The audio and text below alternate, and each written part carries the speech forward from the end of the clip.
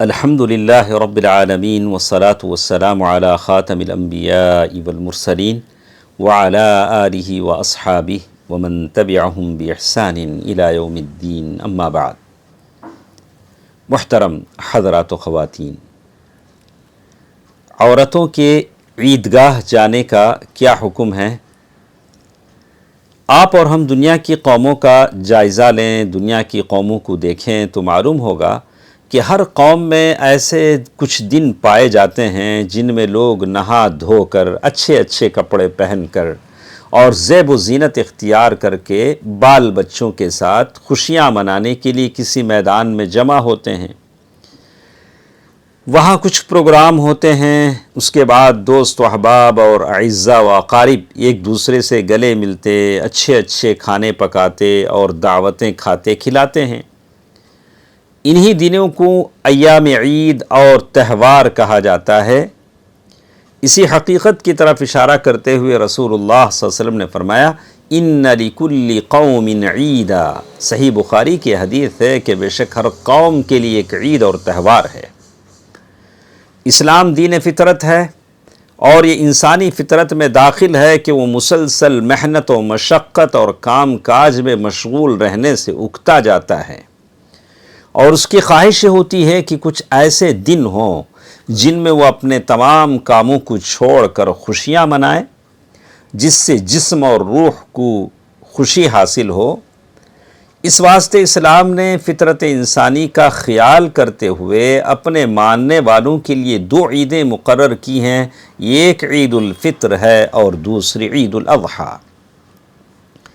حضرت انس رضی اللہ عنہ سے روایت ہے کہ رسول اللہ صلی اللہ علیہ وسلم جب مدینہ تشریف لائے تو اس وقت مدینے والے کے ہاں 2 دن تھے جن میں وہ کھیلتے کودتے اور عید مناتے تھے۔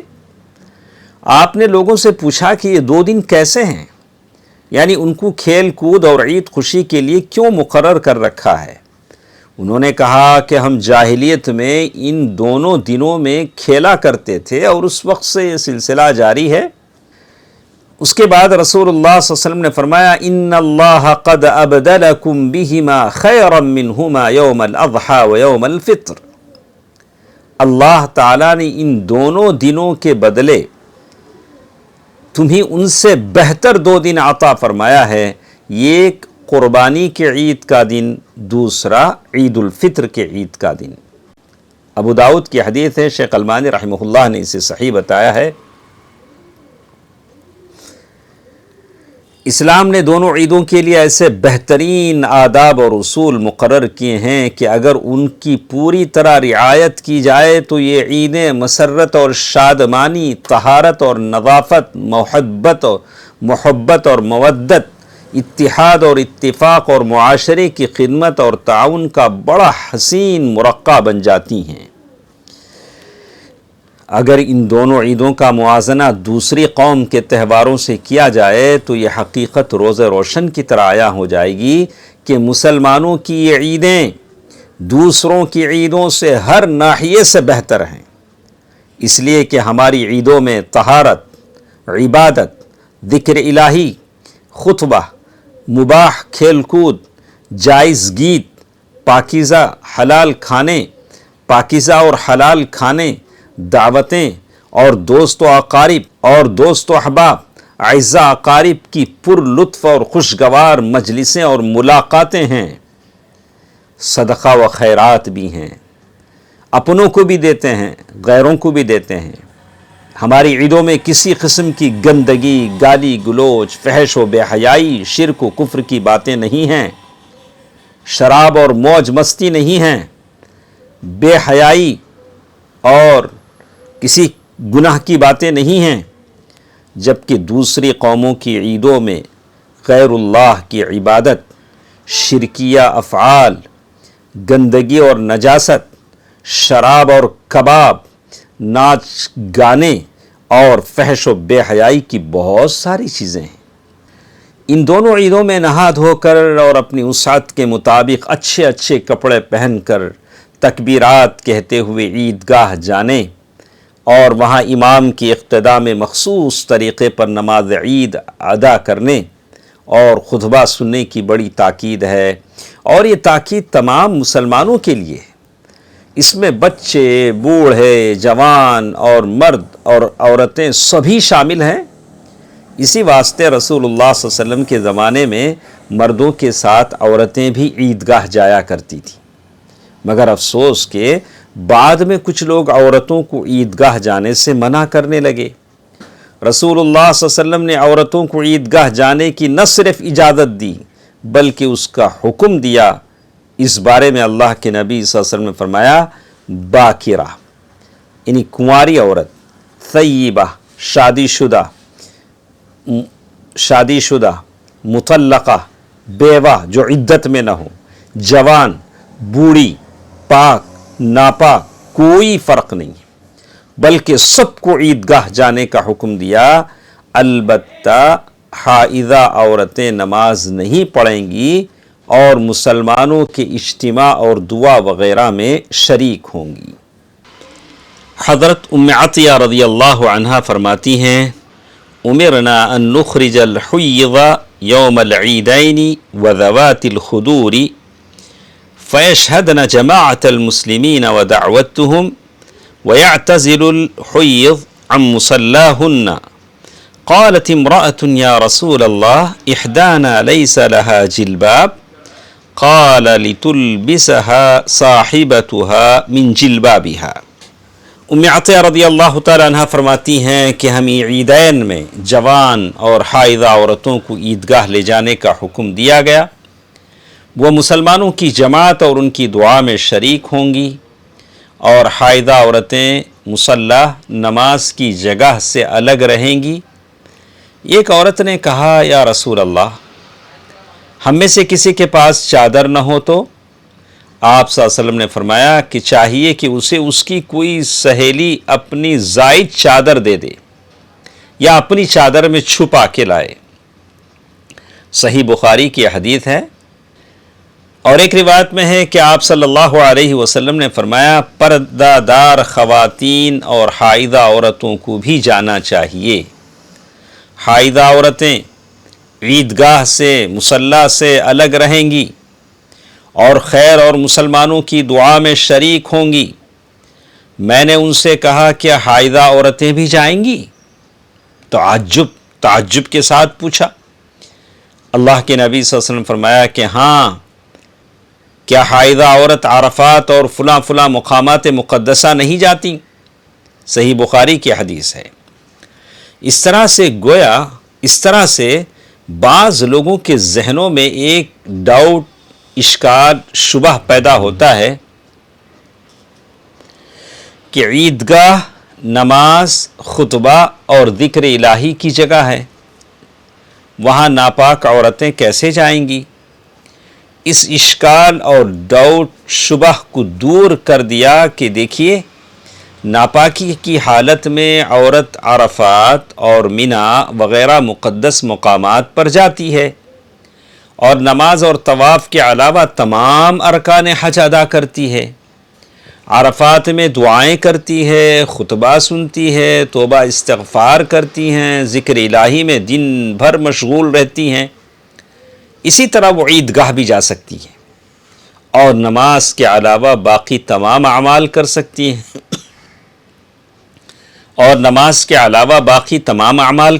ہیں کچھ لوگوں کو یہ شبہ ہوتا ہے کہ عورتوں کو عیدگاہ نماز پڑھنے کے لیے نہیں جانا چاہیے، بلکہ انہی محلے کی مسجد میں نماز عید پڑھ لینا چاہیے، اور بعض لوگ تو مسجد تک بھی جانے نہیں دیتے عورتوں کو۔ حالانکہ ام عطیہ رضی اللہ عنہا کی حدیث کو دیکھنے سے معلوم ہوتا ہے کہ رسول اللہ صلی اللہ علیہ وسلم کے عہد مبارک میں، زمانے میں عورتیں بھی عیدگاہ جایا کرتی تھیں اور وہیں آپ صلی اللہ علیہ وسلم کے پیچھے نماز ادا کرتی تھیں۔ یہ وہ عورتیں تھیں، صحابہ کرام کی بیویاں تھیں، بیٹیاں تھیں، مائیں تھیں، جن کے بارے میں اللہ تعالیٰ نے کہا، رضی اللہ عنہم ورضوا عنہ۔ اگر ان کو اپنی مغفرت کے لیے اللہ کے نبی صلی اللہ علیہ وسلم کی بات مانتے ہوئے عیدگاہ جانے کی ضرورت پڑی تو آپ کی بیٹی، میری بیٹی، آپ کی ماں، میری ماں، کیا ان کو ضرورت نہیں ہے کہ وہ عیدگاہ جائیں، مسلمانوں کی دعائے خیر میں شریک رہیں؟ اللہ کے نبی صلی اللہ علیہ وسلم کی عورتیں عیدگاہ جایا کرتی تھیں اور وہیں آپ صلی اللہ علیہ وسلم کے پیچھے نماز ادا کرتی تھیں، اور آپ انہی بعد میں خطبہ دیتے اور نصیحت فرماتے تھے۔ ایسا نہیں ہوتا تھا کہ عورتیں مسجد میں نماز عید پڑھیں اور رسول اللہ صلی اللہ علیہ وسلم مردوں کے ساتھ میدان میں ادا کریں۔ اسی طرح بعض لوگ جو یہ کہتے ہیں کہ عورتوں کو عیدگاہ نہیں جانا چاہیے اور عید کی نماز نہیں پڑھنا چاہیے، وہ بھی غلط ہے۔ اس کی ممانعت صحیح مرفوع حدیث سے ثابت نہیں بلکہ صحیح احادیث میں انہی عیدگاہ لے جانے کا حکم اور ثبوت موجود ہے۔ عید کی نماز کے واپسی کے بعد میں نے کچھ ایسے مناظر بھی دیکھے کہ جب میں سڑک پر پہنچا تو سینما تھیٹر کے قطار میں برقع پوش خواتین کو ہم نے دیکھا عید کے دن دوپہر میں، اور ہمیں محسوس ہوا کہ عورتوں کو جب عیدگاہ نہیں لایا جاتا ہے تو جہاں نہیں جانا چاہیے وہ وہاں جاتی ہیں۔ عید کا دن موج مستی کا دن ہے تو سینما تھیٹر چلے جاتی ہیں۔ اس کا گناہ سارے ان مفتیان پر ہے جو غلط فتووں سے لوگوں کو بہکاتے ہیں، گمراہ کرتے ہیں۔ کچھ حدیثیں آپ نے بار بار سنا ہوگا، خاص کر ام عطیہ رضی اللہ تعالی عنہا کی یہ حدیث جس میں وہ فرماتی ہیں کہ ہمیں رسول اللہ صلی اللہ علیہ وسلم نے حکم دیا کہ عید الفطر اور عید الاضحیٰ میں کنواری جوان لڑکیوں، حیض والی عورتوں اور پردہ والی خواتین کو عیدگاہ لے جائیں۔ حیض والی عورتیں نماز کی جگہ سے علیحدہ رہیں گی اور خیر کے کام اور مسلمانوں کی دعا میں شریک ہوں گی۔ میں نے عرض کیا، اے اللہ کے رسول، ہم میں سے بعض کے پاس چادر نہیں ہوتی۔ آپ صلی اللہ علیہ وسلم نے فرمایا کہ اس کی بہن اسے اپنی چادر سے اڑا لے، صحیح بخاری میں یہ حدیث موجود ہے، صحیح مسلم میں موجود ہے، جامع ترمذی میں ہے۔ اسی طرح حضرت ابن عباس رضی اللہ عنہما فرماتے ہیں کہ رسول اللہ صلی اللہ علیہ وسلم عید قربان اور عید الفطر میں نکلے اور 2 رکعت نماز عید ادا کی، نہ اس سے پہلے کوئی نماز پڑھی نہ اس کے بعد۔ پھر آپ نے خطبہ دیا، پھر عورتوں کے پاس تشریف لے گئے۔ آپ کے ساتھ حضرت بلال رضی اللہ عنہ بھی تھے۔ آپ نے انہیں صدقہ کرنے کا حکم دیا تو کوئی عورت چھلے نکال کر دینے لگی، کوئی لوگوں کا ہار دینے لگی۔ پھر آپ اور حضرت بلال گھر تشریف لے گئے۔ صحیح بخاری کی حدیث ہے۔ اس حدیث سے تو صاف طور پر معلوم ہوتا ہے کہ رسول اللہ صلی اللہ علیہ وسلم کے عہد مبارک میں زمانے میں خواتین نماز عید کے لیے عیدگاہ جاتی تھیں اور وہ مردوں کے پیچھے رہتی تھیں، اور مردوں میں خطبہ دینے کے بعد رسول اللہ صلی اللہ علیہ وسلم انہیں نصیحت کرنے کے لیے ان کے پاس تشریف لے جاتے تھے۔ اسی طرح آج کے مسلمانوں اور علماء کرام کو بھی کرنا چاہیے۔ حضرت حفصہ بنت سیرین رحمہ اللہ فرماتی ہیں کہ ہم اپنی لڑکیوں کو عیدگاہ جانے سے روکتی تھیں۔ پھر یہ خاتون باہر سے آئیں اور قصر بنو خلف میں انہوں نے قیام کیا۔ میں ان سے ملاقات کے لیے حاضر ہوئی تو انہوں نے بیان کیا کہ ان کے بہن کے شوہر نبی صلی اللہ علیہ وسلم کے ساتھ 12 غزووں میں شریک رہے تھے، اور خود ان کی بہن اپنے شوہر کے ساتھ 6 غزووں میں شریک ہوئی تھی۔ ان کا بیان تھا کہ ہم مریضوں کی دیکھ بھال اور زخمیوں کا دوا علاج کرتی تھیں۔ انہوں نے پوچھا، یا رسول اللہ، کیا ہم میں سے کسی کے پاس اگر چادر نہ ہو اور اس وجہ سے وہ عیدگاہ نہ جائے تو کوئی حرج ہے؟ آپ صلی اللہ علیہ وسلم نے فرمایا، اس کی سہیلی اور ساتھ کی عورت کو چاہیے کہ اپنی چادر سے اس کو اڑا دے، پھر وہ خیر اور مسلمانوں کی دعاؤں میں شریک ہونے کے لیے ضرور عیدگاہ جائیں۔ ابن جریج رحمہ اللہ فرماتے ہیں کہ مجھے عطا نے خبر دی ہے کہ انہوں نے حضرت جابر رضی اللہ عنہ سے فرماتے ہوئے سنا، کہ رسول اللہ صلی اللہ علیہ وسلم عید الفطر کے دن کھڑے ہوئے، سب سے پہلے آپ نے نماز عید ادا فرمائی، پھر خطبہ دیا، پھر عورتوں کے حصے میں تشریف لے گئے۔ حضرت بلال رضی اللہ عنہ کے ہاتھ کا سہارا لے کر آپ نے انہیں نصیحت فرمائی۔ حضرت بلال رضی اللہ عنہ اپنا کپڑا پھیلائے ہوئے تھے جس میں عورتیں صدقہ ڈال رہی تھیں۔ ابن جریج رحمہ اللہ کہتے ہیں کہ میں نے حضرت عطا سے پوچھا کیا وہ صدقہ فطر دے رہی تھی؟ انہوں نے فرمایا کہ نہیں، وہ ویسے ہی صدقہ دے رہی تھیں، اس وقت اپنے چھلے وغیرہ برابر ڈال رہی تھیں۔ پھر میں نے عطا سے پوچھا کیا آپ امام پر یہ حق سمجھتے ہیں کہ وہ عورتوں کے پاس جا کر انہیں نصیحت کرے؟ انہوں نے فرمایا کہ ہاں، علماء پر، اماموں پر یہ حق ہے۔ انہیں کیا ہوا، وہ ایسا کیوں نہیں کرتے ہیں؟ صحیح بخاری میں یہ چیز موجود ہے۔ میرے اسلامی بھائیوں اور بہنوں، ان صحیح حدیثوں سے معلوم ہوتا ہے کہ عورتوں کو نہ صرف عیدگاہ جانے کی اجازت ہے بلکہ اس کی تاکید اور حکم ہے، اور رسول اللہ صلی اللہ علیہ وسلم کے زمانہ مبارک میں عورتیں عیدگاہ جایا کرتی تھیں، اور آپ انہی مردوں کے بعد الگ سے نصیحت فرماتے تھے، اور ام عطیہ اور عطا وغیرہ بعد میں بھی اسی کا فتویٰ دیا کرتے تھے۔ ان صریح اور صحیح حدیثوں کے ہوتے ہوئے زمانے کی خرابی اور خواتین کی بگاڑ کا حوالہ دے کر عورتوں کو عیدگاہ جانے سے روکنا، اسے حرام کہنا، فاسد خیالات کے ذریعے صحیح احادیث کو رد کرنا ہے۔ اس موقع پر میں عورتوں کو عیدگاہ جانے سے روکنے والوں سے پوچھنا چاہتا ہوں، جب مردوں کی طرح عورتیں بھی رمضان کے روزے رکھتی ہیں، جب مردوں کی طرح عورتیں بھی قرآن کی تلاوت کرتی ہیں، جب مردوں کی طرح عورتیں شب قدر میں جاگتی ہیں، جب مردوں کی طرح عورتیں تراویح کی نماز پڑھتی ہیں، جب مردوں کی طرح عورتیں صدقہ و خیرات میں حصہ لیتی ہیں، تو پھر کس بنا پر انہیں عیدگاہ جانے اور ان کے تمام اچھے اعمال کے انجام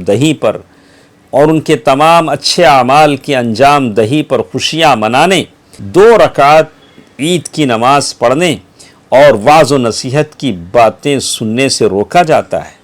اسی طرح عید الاضحیٰ میں اگر قربانی مردوں اور عورتوں سب کے لیے حضرت ابراہیم علیہ السلام کی حیات مبارکہ اور ان کے کارنامے سب کے لیے اسوہ اور نمونہ ہیں، تو پھر عیدگاہ جانے اور نماز عید پڑھنے میں کیوں عورتوں کو مردوں سے الگ کر دیا جاتا ہے؟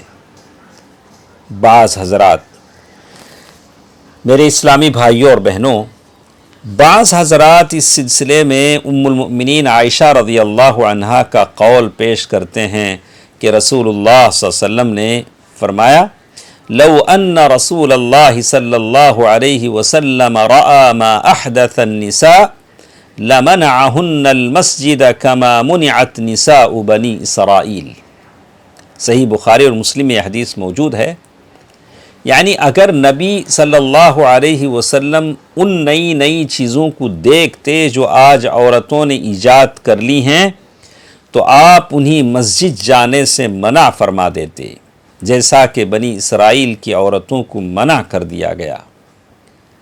حالانکہ حضرت عائشہ رضی اللہ عنہا کی یہ بات ان کے لیے کسی طرح بھی حجت نہیں ہے، کیونکہ ام المؤمنین عائشہ رضی اللہ عنہا کا اس بات سے مقصد عورتوں کو مسجد یا عیدگاہ جانے اور وہاں نماز پڑھنے سے روکنا نہیں تھا، بلکہ انہیں نت نئے انداز سے بن سنور کر زیب زینت کر کے مسجد میں جانے سے روکنا تھا، اور انہیں یہ بتانا تھا کہ تمہاری یہ حرکتیں ایسی خراب ہیں کہ اگر انہیں رسول اللہ صلی اللہ علیہ وسلم دیکھ لیتے تو میرے خیال میں تم لوگوں کو مسجدوں میں جانے سے روک دیتے۔ اس واسطے تم لوگوں کو سادہ لباس میں بغیر خوشبو لگائے اور زیب و زینت کیے مسجد جانا چاہیے، تاکہ نہ فرمان رسول کی مخالفت ہو اور نہ کسی قسم کا فتنہ ہو۔ اگر ماحول کی بگاڑ اور عورتوں میں نت نئے انداز سے بننے سنورنے کی بیماری کے حوالے سے انہیں مسجد اور عیدگاہ جانے سے روکنا ہے تو یہ حضرات بتائیں کہ انہیں شاپنگ مال جانے، شادی وغیرہ کی تقریبات میں حصہ لینے سے کیوں نہیں اور شادی وغیرہ کی تقریبات میں شریک ہونے سے کیوں نہیں روکتے؟ کیا ہے کوئی مفتی اور عالم جو یہ فتویٰ صادر فرمائے کہ عورتوں کے لیے مطلق بازار جانا حرام ہے، اور کسی بھی سیر و تفریح کے مقام پر چاہے کتنی ہی پردہ اور احتیاط سے کیوں نہ ہو نہ جائیں، ان کا جانا قطعاً جائز ہے؟ اور کسی بھی سیر و تفریح کے مقام پر چاہے کتنی ہی پردہ اور احتیاط سے کیوں نہ جائیں، ان کا جانا قطعاً ناجائز ہے؟